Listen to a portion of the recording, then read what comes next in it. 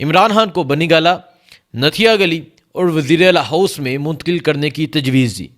اہم بات کی ہے وزیر اعلیٰ علی امین گنڈاپور نے، اس حوالے سے بات کریں گے۔ اس کے علاوہ وہ کہتے ہیں کہ ایک دفعہ 80% جو معاملات تھے وہ طے پا گئے، ایک دفعہ 90%، جلد دوبارہ ملاقات ہوگی۔ اور یہ ملاقات جو ہے یہ یقیناً آرمی چیف سے ملاقات ہے۔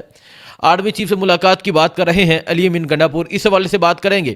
اس کے علاوہ بیرسٹر سلمان اکرم ڈاجا جو پاکستان تحریک انصاف کے جنرل سیکرٹری ہیں، انہوں نے ایک اہم انکشاف کیا ہے، اہم بات کی ہے کہ انہیں جو دھمکیاں لگائی گئی ملٹری کورٹ میں لے کر جانے کی، اس کے پیچھے وجہ کیا ہے، یہ بیرسٹر سلمان اکرم ڈاجا کی جو سٹیٹمنٹ ہے اس حوالے سے بات کریں گے۔ اور باقی کیونکہ آج اڈیالہ جیل گئے تھے، اڈیالہ جیل سے قیدی 804 کا کیا پیغام ہے، قیدی 804 نے 8 فروری کے حوالے سے اور اس کے علاوہ باقی کیا پیغام دیا ہے، یہ تمام چیزیں آپ کے سامنے رکھتے ہیں۔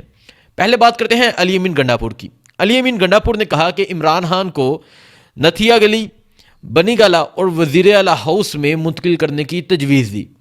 یہ علی امین کہہ رہے ہیں، اور میں یہ سمجھتا ہوں اور تقریباً ہر انسان کو آئیڈیا ہونا چاہیے کہ علی امین نے جو کہا کہ عمران خان کو جو میں نے تجویز دی کہ آپ نتھیا گلی چلے جائیں یا بنی گالہ چلے جائیں یا وزیر اعلیٰ ہاؤس پشاور چلے جائیں، تو اس حوالے سے علی امین، میں یہ سمجھتا ہوں یہ جو تجویز ہے یہ علی امین نے نہیں دی، بلکہ یہ اسٹیبلشمنٹ نے دی ہے، بلکہ یہ جو تجویز ہے یہ وہاں سے آئی ہے کہ عمران خان کو کہو کہ اب بس کر دے۔ لیکن عمران خان نے کیا بات کی، عمران خان کا جواب بتاتا ہوں جو علی امین گنڈاپور نے جو کہا ہے۔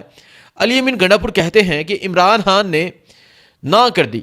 عمران خان کہتے ہیں کہ میں تب تک باہر نہیں آؤں گا جب تک میرے آخری کارکن کو رہا نہیں کیا جاتا۔ عمران خان کی بات یہ ثابت کر رہی ہے کہ وہ ہار نہیں مان رہا۔ اس کے علاوہ علی امین گنڈاپور نے کہا کہ جو ایک دفعہ آپ کو پتہ ہے کہ 3 دفعہ مارچ آیا ہے اسلام آباد کی طرف، تو علی امین نے کہا کہ ایک دفعہ جو معاملات تھے وہ 80% جو تھے وہ طے پا گئے تھے، ایک دفعہ 90% جو تھے وہ طے پا گئے تھے۔ اس کے علاوہ وہ کہتے ہیں کہ یہ چیزیں چل رہی ہیں، 1-2 دن میں ملاقات ہوگی، اب جو پیچھے ہٹا وہ اپنی زبان سے پھرے گا۔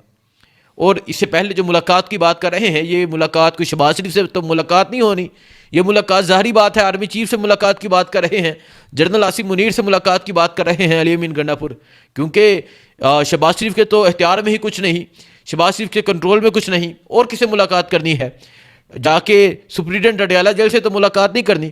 علی امین گنڈاپور نے یہ اہم بات کی ہے کہ 1-2 دن میں ملاقات ہوگی، اور اب جو اپنی زبان سے پیچھے ہٹا، اب جو پیچھے ہٹا وہ اپنی زبان سے پھرے گا، یہ علی امین نے کہا ہے۔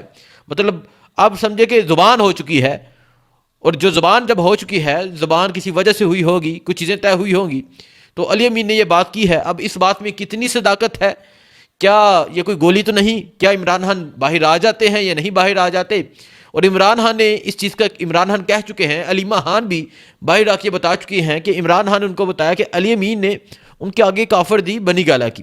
لیکن یہ جو نتھیا گلی اور وزیر اعلیٰ ہاؤس کی بات ہے، یہ علی امین نے کہا ہے کہ عمران خان کو تجویز دی گئی، لیکن عمران خان نے نہ کر دی۔ دیکھیں جیل میں بیٹھا وہ شخص، یہ چیز ثبوت دیتی ہے کہ وہ ہار نہیں مانا، وہ کمزور نہیں ہوا۔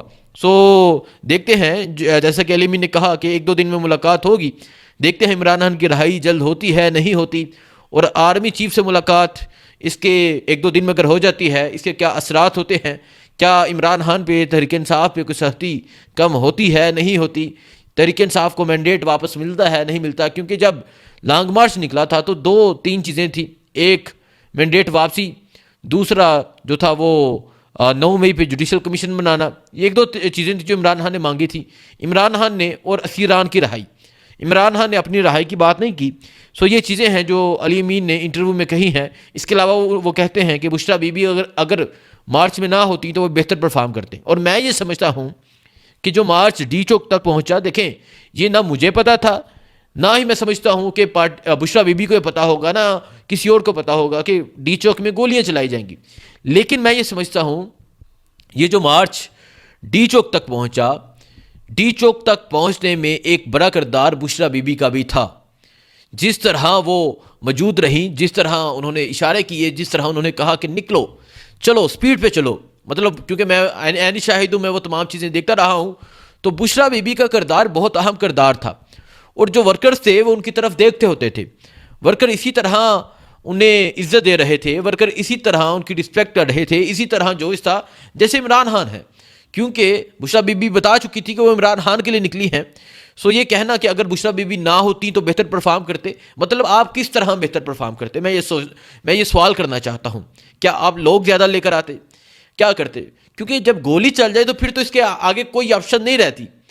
تو میں تو یہ سمجھتا ہوں کہ یہ بشریٰ بی بی نے جو اسپیچ کی سینٹ ٹوڈس کے پاس پہنچ کے، اس نے جو ورکر کو حوصلہ دیا، جو ہمت دی، جو ان کا خون گرم ہوا، تو وہ اس تقریر سے ہوا. اور میں پٹھان کمیونٹی کو دیکھ کے حیران تھا. میں اس دن، اگر آپ دوبارہ سے وہ بشریٰ بی بی کی اسپیچ نکال کے دیکھیں، آگے لاکھوں کا مجمع تھا اور بالکل خاموشی تھی. لوگ اس طرح توجہ سے بشریٰ بی بی کی بات سننا چاہتے تھے. سو بشریٰ بی بی موجود تھی تو مارچ جی چوک پہنچا ہے. باقی پتہ نہیں آپ کس طرح بہتر پرفارم کرتے. ایک یہ بات. اب اس کے علاوہ میں جس طرح آپ کو کہا، بیرسٹر سلمان اکرم راجہ نے یہ کہا کہ مجھ پر 26 نومبر کو 3 رینجرز اہلکاروں کے قتل کا الزام لگایا جا رہا ہے. مجھے کہا جا رہا ہے کہ عدالت میں خاموش ہو جاؤ، پریس کانفرنس میں اپنی زبان بند رکھو، خاموش ہو جاؤ، ورنہ تمہیں ملٹری کورٹ میں لے کر جائیں گے. اور بیرسٹر سلمان اکرم راجہ کہتے ہیں کہ ہو سکتا ہے میں جلد گرفتار ہو جاؤں. دیکھیں، یہ بات کرنا بیرسٹر سلمان اکرم راجہ، جنہیں دھمکی دی جا رہی ہے کہ جو 26 نومبر کو رینجر والوں کا جو ایکسیڈنٹ ہوا، 3 رینجر والوں کا جو قتل ہوا، ایکسیڈنٹ جو ہوا، تو بیرسٹر سلمان اکرم راجہ کہتے ہیں کہ مجھے کہا جا رہا ہے کہ وہ جو قتل ہے وہ تم پہ ڈال دیں گے اور تمہیں ملٹری کورٹ میں لے کر جائیں گے. میں یہ سوال کرنا چاہتا ہوں، پتہ نہیں یہ کس طرح کہہ رہے ہیں. سلمان اکرم راجہ صاحب تو اس دن لاہور تھے، وہ تو آئے نہیں تھے اسلام آباد. یہی تو گلا شکوہ کرتے ہیں لاہور کے لوگ، اسپیشلی پنجاب کے لوگ، کہ ہم مادر لاہور تھا. مادر تو شاید پشاور میں تھے، لاہور کا تو پتہ نہیں ہے. نہیں سوری، وہ کشتیوں میں تھے. سو پنجاب کے لوگ یہ کہتے ہیں کہ بیرسٹر سلمان اکرم راجہ صاحب آئے نہیں، تو انہیں اس طرح کی دھمکیاں لگائی جا رہی ہیں. تو سلمان اکرم راجہ نے کہا کہ ہو سکتا ہے یہ مجھے جلد گرفتار کر لیں، ہو سکتا ہے کہ جلد میری گرفتاری ہو جائے. اور یہ دیکھیں، یہ بڑی دکھ کی، افسوس کی بات ہے، ایک سینئر وکیل کو اس طرح دھمکیاں لگائی جائیں اور یہ کہا جائے کہ آپ خاموش ہو جائیں، زبان بند رکھیں، نہیں تو ملٹری کورٹ میں لے جائیں گے. یہ ملٹری کورٹ میں لے کر جانا کوئی اتنی آسان بات ہے، یا وہ بلی چوہے کا کھیل ہے ان کے لیے کہ جس کو دل چاہے اٹھا لو، غائب کر لو، اس کو ملٹری کورٹ میں لے جاؤ، اس کو جوڈیشل کمپلیکس لے جاؤ. مطلب یہ ساری چیزیں ایک عام سی چیزیں لگ رہی ہیں پاکستان میں.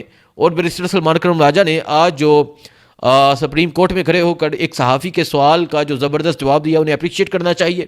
جو انہوں نے کہا کہ آپ کون سی بات کر رہے ہیں پاؤں پکڑنے کی یا جھکنے کی؟ عمران خان 2 سال سے قید ہے، وہ ہار نہیں مان رہا. اس نے کہا کہ میرے تمام ورکر رہا ہوں گے، اس کے بعد میں باہر آؤں گا. یہ بیان دیا ہے. اس کے علاوہ جو میں نے کہا کہ عمران خان کا پیغام ہے، ایک عمران خان نے جو کل آرمی چیف کو خط لکھا ہے، عمران خان نے اس حوالے سے یہ پیغام دیا ہے کہ تمام تحریک انصاف کی قیادت کو چاہیے اس پہ بات کرے. اس کے علاوہ تمام سوشل میڈیا واریئرز کو، جو وہاں موجود صحافی تھے، جو موجود وہاں وکلاء، وہ کہتے ہیں کہ عمران خان نے اس طرح ہاتھ اٹھا کر سلام دیا ہے کہ تمام سوشل میڈیا واریئرز جو اس مشکل حالات میں بولتے رہے، جو اس مشکل حالات میں کام کرتے رہے، ان کو سلام. اس کے علاوہ عمران خان نے 8 فروری کے حوالے سے پیغام دیا ہے کہ تمام قوم میری باہر نکلے، جلسے کے لیے نکلے. صرف وہ نہیں جہاں داندلی ہوئی ہے، جن کے حلقوں میں فارم 47 ہوا ہے، یہ پورے ملک کا مسئلہ ہے. تو ہر ایک وہ انسان باہر نکلے جس نے ووٹ کاسٹ کیا تھا، اور وہ اس دن باہر نکل کر یہ بتائے کہ ہمارا ووٹ چرایا گیا ہے، ہمارا مینڈیٹ چرایا گیا ہے، ہمارا جو ہم نے ووٹ کاسٹ کیا وہ چرا لیا گیا. سو عمران خان نے یہ پیغام دیا ہے. باقی جو بھی صورتحال ہوگی میں آپ کو آگاہ کرتا رہوں گا. دعاؤں میں یاد رکھیے گا. اللہ حافظ.